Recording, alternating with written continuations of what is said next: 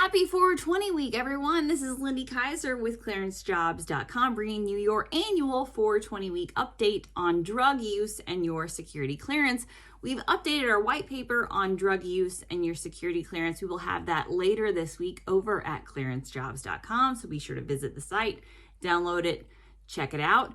Why do we talk about drugs so much over at clearancejobs.com? It's because it's always one of the top questions we get from both applicants and current clearance holders.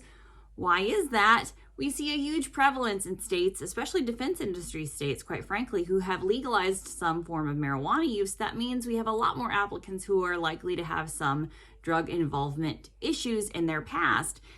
Again, in recent years, that has expanded beyond just drug use itself into the drug involvement issues of investing in a marijuana business, purchasing some kind of marijuana product, marijuana gummies, perhaps. Again, the world is your oyster when it comes to marijuana, CBD products, and all of that.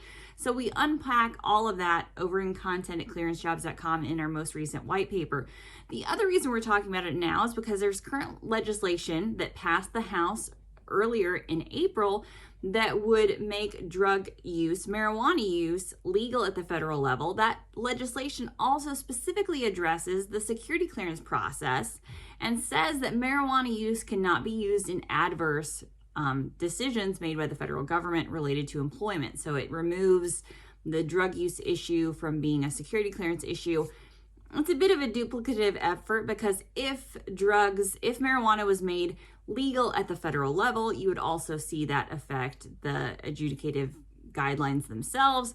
They're probably doing that more for agency suitability guidelines, which can be different than the security clearance guidelines. So it would probably create more potentially agency suitability requirements. They would say they couldn't have the same, drug limitations as we have for the federal security clearance process, which again is related to that adjudicative guideline, which says illegal drug use is a non-starter if you are applying for a security clearance.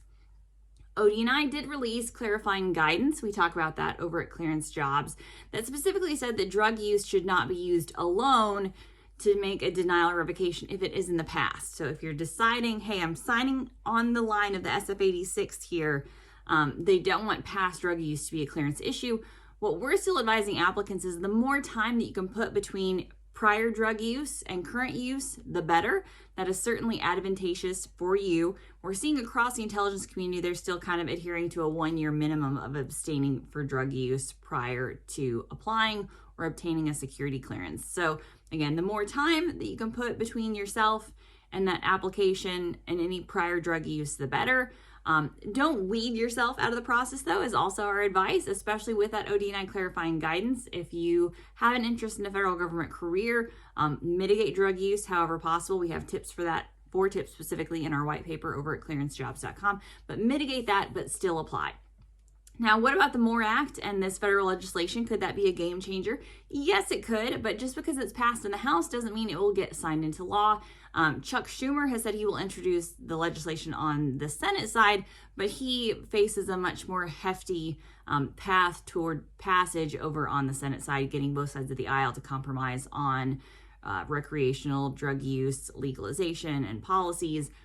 But we could see something happen, so just continue to follow the news. But note that just because the House has passed something and just because it mentions security clearances does not mean by any means it has actually been signed into law and passed and affects the clearance process. And in general, I always say just because you see even legislation passed, don't go out there and embrace reefer madness. Really wait until your agency produces some kind of clarifying guidance, because federal employment laws could be different. You could have specific suitability guidelines, specific agency guidelines that might be different than what you would see passed at the federal level. So follow the legislation, see what happens. If you have drug use in your past, all you young kids out there going to college in places like Colorado, still apply. The government still wants you. They need you. Put as much time between that drug use and your application as possible.